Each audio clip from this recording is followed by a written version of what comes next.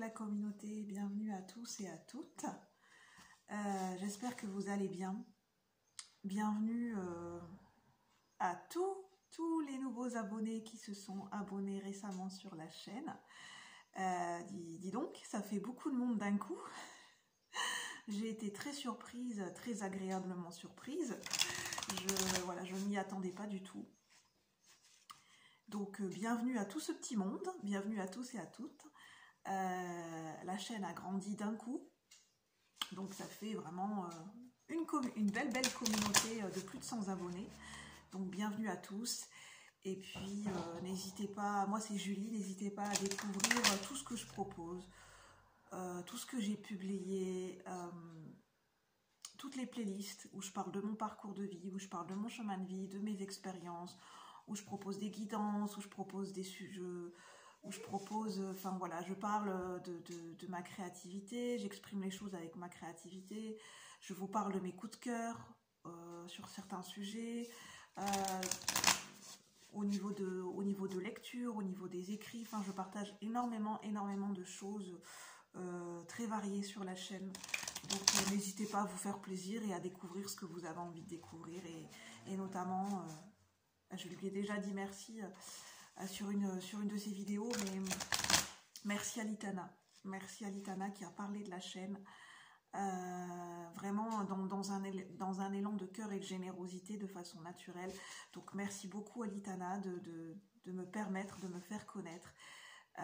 Parce qu'effectivement elle a bien senti les choses, j'avais besoin de ce coup de pouce, j'avais besoin d'un coup de pouce, j'avais besoin de soutien, en ce moment j'avais besoin de soutien, j'avais besoin de m'autoriser à recevoir et merci, vraiment merci, j'avais vraiment besoin de ce coup de pouce et en fait j'en avais même pas conscience que j'avais besoin de soutien et de coup de pouce. Et des fois dans la vie on a besoin de coups de pouce et de soutien, on s'en rend même pas compte. On est tellement habitué à s'en sortir tout le temps tout seul qu'on n'ose pas forcément demander de l'aide. Donc c'est moi-même. Mais à un moment donné, c'est important de demander de l'aide, de se soutenir les uns les autres. Voilà. Et donc là, je tourne une vidéo. Je sais même pas ce que je vais faire dans cette vidéo. Je sais juste que j'ai allumé la caméra et que j'ai envie de me laisser guider et on verra bien. On verra bien ce qui va venir.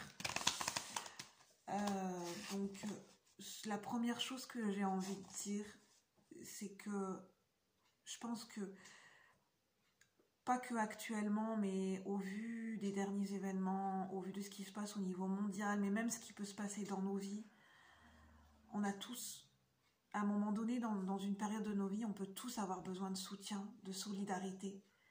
On a tous besoin et ça fait plaisir, on a tous besoin de s'entraider les uns les autres, chacun à notre manière. Il n'y a pas de petits ou de grands gestes, chacun à notre manière, on peut tous se soutenir les uns les autres. Et même des gens que l'on ne connaît pas. Voilà. Donc là, j'ai pris l'Osho Zen Tarot et puis on verra ce qui va ressortir. J'avais envie de faire une vidéo spéciale astrologie, spéciale astro-guidance, astro-énergie, des énergies de Saturne en Poisson, parce qu'en fait Saturne est entré dans le signe du Poisson et va y rester jusqu'en 2026. Mais finalement, je vais voir ce qui va en ressortir avec les cartes. Donc n'hésitez pas à vous installer confortablement, comme vous le souhaitez, et puis voilà, on va commencer ensemble.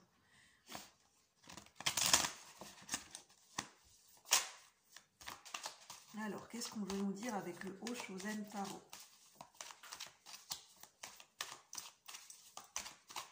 N'hésitez pas à interpréter les cartes comme vous le sentez et à prendre les messages et les guidances comme vous le ressentez faites les choses à votre manière, à votre sauce.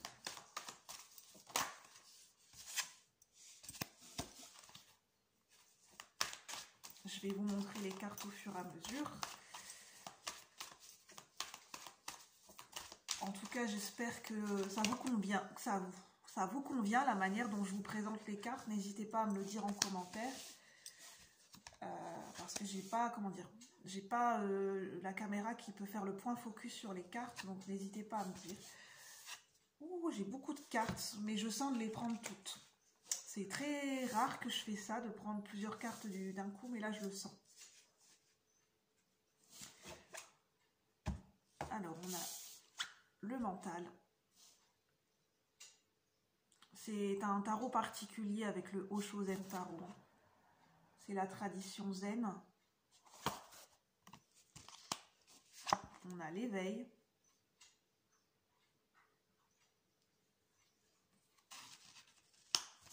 On a la participation.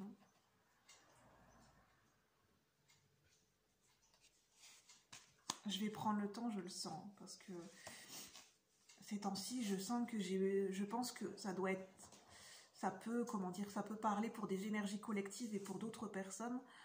En ce moment, je ressens qu'au niveau collectif et global, et pour certaines personnes, on a besoin de prendre le temps de se poser. Parce qu'il y a une fatigue générale, il peut y avoir une fatigue justement mentale.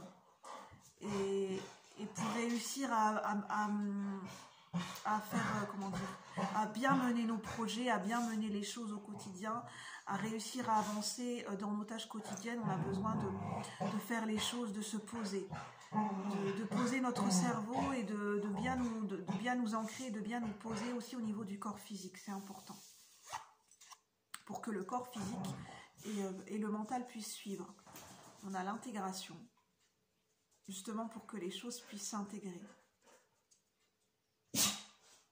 L'intégration, pour moi, c'est ce que je viens de vous dire, c'est le fait de poser les choses, de s'ancrer et de se déposer.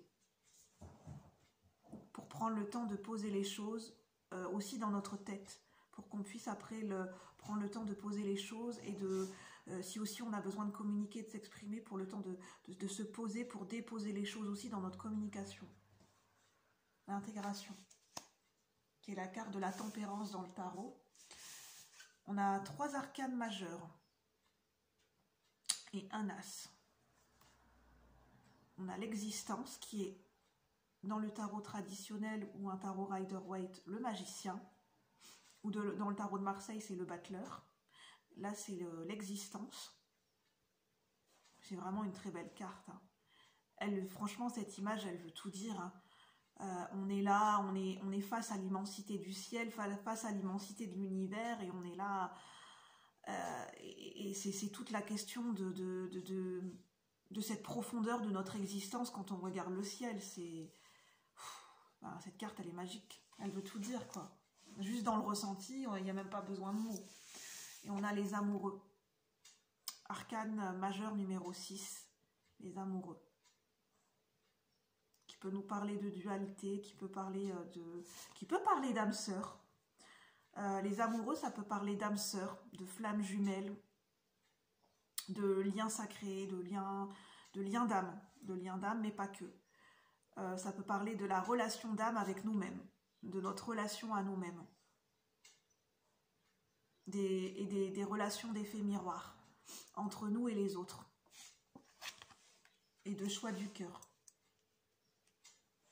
versus choix de la raison.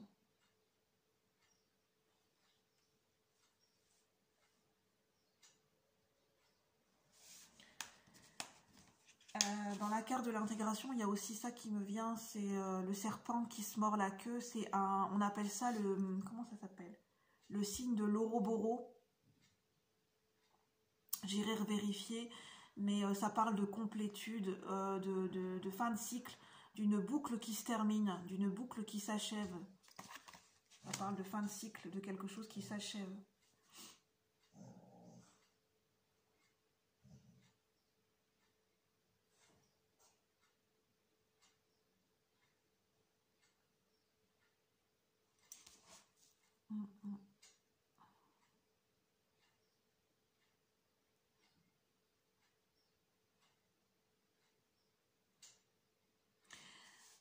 Il y a vraiment on m'appelle vraiment sur cette carte, hein. Je vais rester sur cette carte. Il y a vraiment une unification entre le yin et le yang. C'est très, comment dire, c'est très parlant, hein, le symbole, c'est un symbole universel, hein. Le symbole unificateur du yin et du yang, l'unité entre nos énergies masculines et notre polarité masculine et notre polarité féminine, l'ombre et la lumière. Cette cette unité, ces polarités qui s'unissent.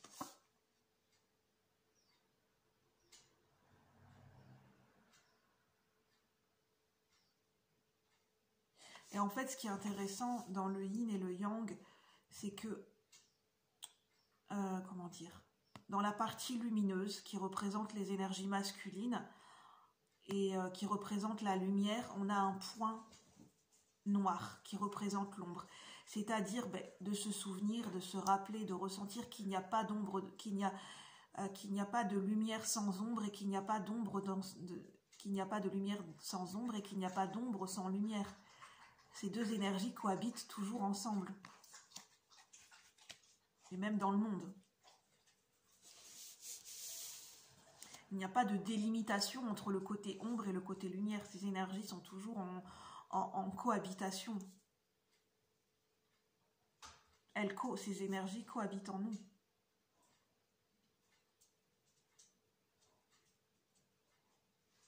Je parlais de communication. En fait, dans la carte du mental, on voit une bouche. On voit une bouche qui est très présente. On a les lèvres. Et en fait, c'est très symbolique de la communication, des paroles et de la verbalisation. Et là, on voit un mental qui est en hyper-ébullition. Ça me représente le chaos mental. Et que c'est important de se poser, notamment au niveau de notre esprit, au niveau de notre mental, pour que ça suive aussi au niveau de notre communication. Sinon, ça risque de déboucher sur une communication qui est à l'image de notre mental, qui sera chaotique, qui sera décousue, qui sera peut-être incohérente, qui sera vraiment une communication qui ne sera pas posée et alignée au vu d'énergies mentales qui peuvent être chaotiques. Et un chaos mental, ce n'est pas quelque chose de négatif. C'est simplement que, comment dire, ça travaille au niveau de notre mental. Et ce chaos mental, cette confusion mentale qui peut être là, c'est pas quelque chose de négatif, c'est quelque chose qui a son importance et sa raison d'être, parce que c'est aussi, le chaos mental, c'est ce qui peut permettre d'aboutir à cette énergie d'éveil de conscience.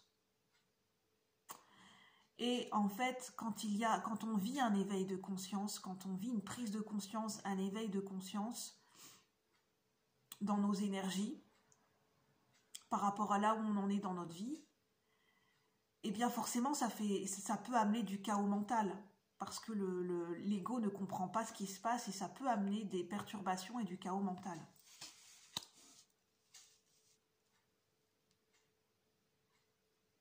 L'éveil de conscience, il faut comprendre que l'éveil de conscience, généralement, ça se fait dans le chaos. C'est pas quelque chose... quand il y a un éveil de conscience, ça fait... Comment dire, ça peut se manifester sous la forme d'un chaos dans nos vies, ou d'un chaos... ça peut être lié aussi à une nuit noire de l'âme.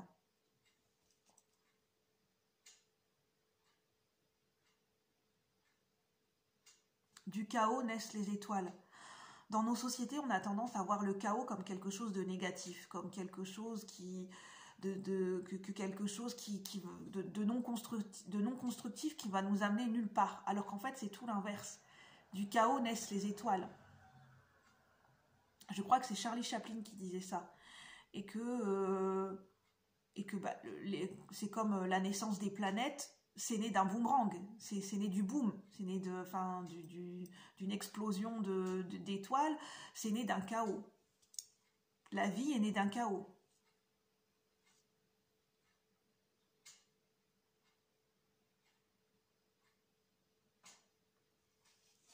La participation, ça nous parle d'énergie qui co-crée ensemble, l'énergie qui se joignent et qui se rejoignent ensemble en un point central.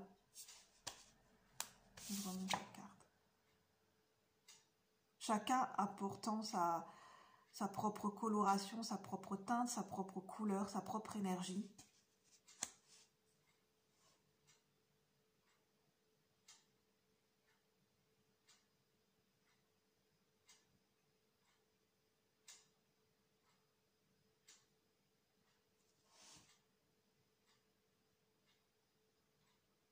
Et en fait, ça rejoint ce que je vous disais. C'est pas pour rien que je vous ai dit que je recevais la phrase du chaos naissent les étoiles.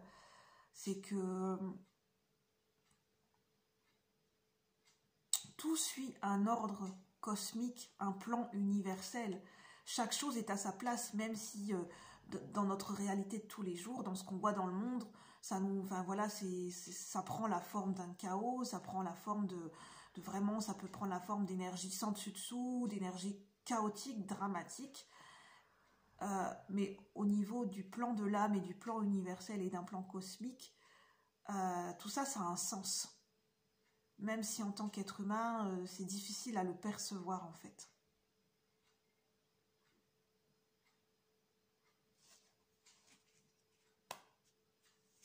Et en fait, cette femme, cette personne qui est au milieu, qui est assise sur cette plante, qui a pris de la hauteur, parce qu'elle est assise sur cette plante en hauteur, et qui regarde le ciel, c'est se remettre au centre de notre existence.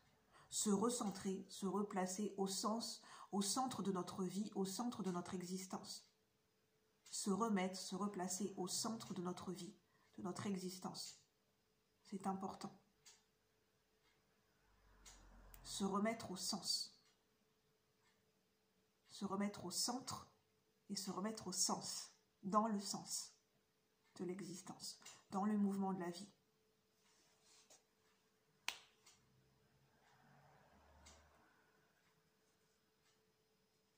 Et ça pose la question du choix, du libre arbitre. Quand on s'en remet au centre de notre vie, de notre existence, se placer dans le mouvement et dans le flux de la vie, dans nos existences terrestres, ça pose la notion et la question du choix et du libre arbitre. On est toujours amené à faire un choix. Tout est question de choix. Tout est question de perception, tout est question de choix, tout est question... Et tout nous ramène à notre libre arbitre. Nous avons le choix de choisir ou non. Mais c'est ce que j'avais déjà entendu, le non-choix est un choix déjà en lui-même. Le fait de ne pas choisir est déjà un choix. Le fait de ne pas vouloir se positionner, c'est déjà un choix en lui-même. C'est déjà se positionner. C'est un choix en lui-même. Le non-choix est aussi un choix. Le fait de ne pas agir, le fait de vouloir, rester en retrait ou être dans la passivité, c'est pas perçu au niveau des énergies, au niveau du plan de l'âme, du plan universel et au niveau de notre âme. Ce n'est pas perçu comme quelque chose de négatif. C'est dans notre réalité terrestre qu'on a tendance à voir les choses de manière négative ou positive.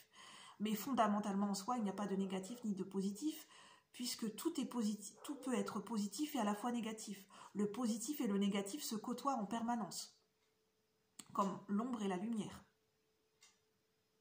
C'est juste une question de point de vue et de perception des choses par rapport à notre réalité terrestre. Mais du point de vue de l'âme, les choses peuvent être perçues de manière différente et de manière beaucoup plus globale. Et là, on nous parle de choix et de libre arbitre, et notamment de choix du cœur. Se recentrer, se remettre au centre de notre existence, c'est se replacer dans le cœur. C'est être dans l'énergie du cœur. C'est se replacer au niveau de l'énergie de notre cœur divin. C'est la voie de l'amour universel, c'est l'accueil. En fait, la voie du cœur, c'est la voie de l'accueil. C'est être dans cette position d'accueil, de prise de recul. Et quand on est dans cette énergie du cœur et dans cette énergie d'accueil, on n'est plus dans cette énergie du mental qui pose des étiquettes et qui pose des jugements. À ce moment-là, le mental s'aligne à l'énergie du cœur et le chaos mental n'a plus lieu d'être. Puisqu'on est dans l'éveil de conscience, où on a une nouvelle perception des choses, à partir du troisième œil. C'est le chakra du troisième œil qui s'active avec le chakra coronal, relié aux énergies du plan universel, relié à l'énergie du cœur divin, dans cette notion d'amour universel et d'accueil. Donc, par rapport à ce que je vous dis, prenez uniquement ce qui résonne. Mais je vous montre cette carte parce qu'elle est très belle et elle est très importante. Et peut-être qu'elle peut vous transmettre des messages au travers de ce visuel. Donc, voilà. Voyez ce que vous ressentez. Si vous ne ressentez rien, c'est ok aussi. Ce n'est ni positif ni négatif. Tout est juste. Nous recevons, pour chacun d'entre nous, par rapport à notre chemin de vie et là où on en est, nous recevons en termes d'énergie, de guidance et de message, nous recevons à un instant T ce que nous avons besoin de recevoir, ce qui nous est nécessaire pour notre chemin de vie à un instant T. Je me le rappelle à moi-même et je vous le rappelle à vous également.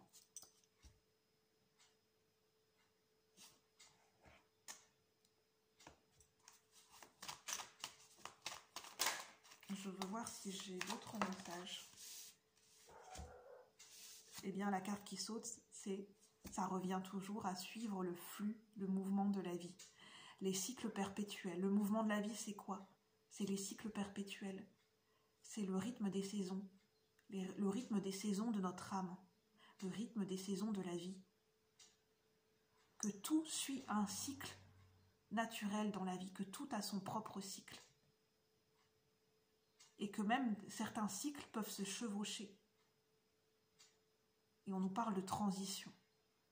Les périodes de transition dans nos vies sont importantes. Les périodes de transition, les périodes d'entre-deux sont constructives et importantes et ont leur raison d'être. Elles ont leur propre symbolique, leur propre signification et elles ont leur raison d'être. Elles ont un sens. Tout dans l'univers, tout dans la vie a sa raison d'être, a son sens, même si on ne le voit pas toujours de suite, même si on ne le comprend pas de suite.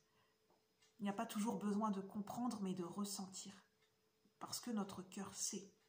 Notre cœur sait où il nous emmène. Dans quelle direction cela nous emmène. C'est pour ça qu'on a cette carte. L'eau, les émotions. Les émotions sont notre propre guidance.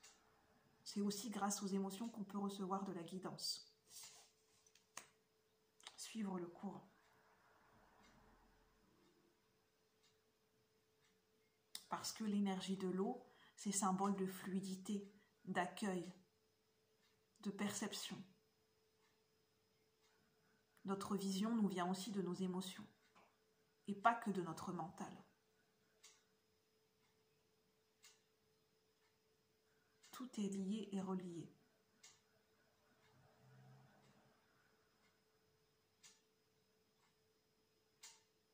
On parle de vision des choses avec l'aigle ou le faucon.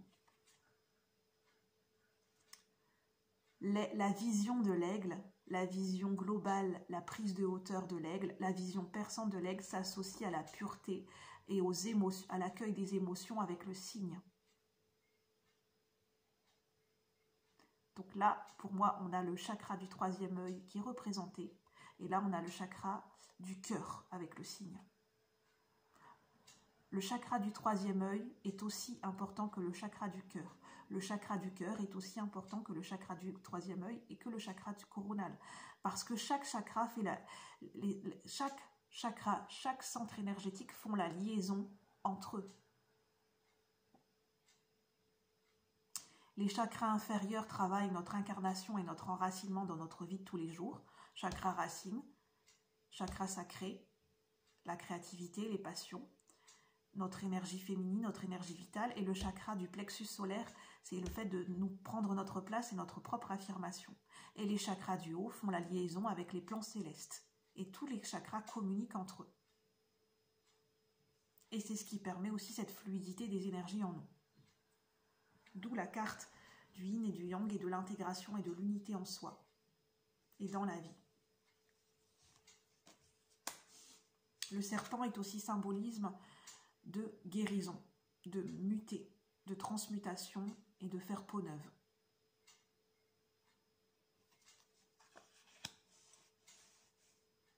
Est-ce que j'ai d'autres messages à transmettre ?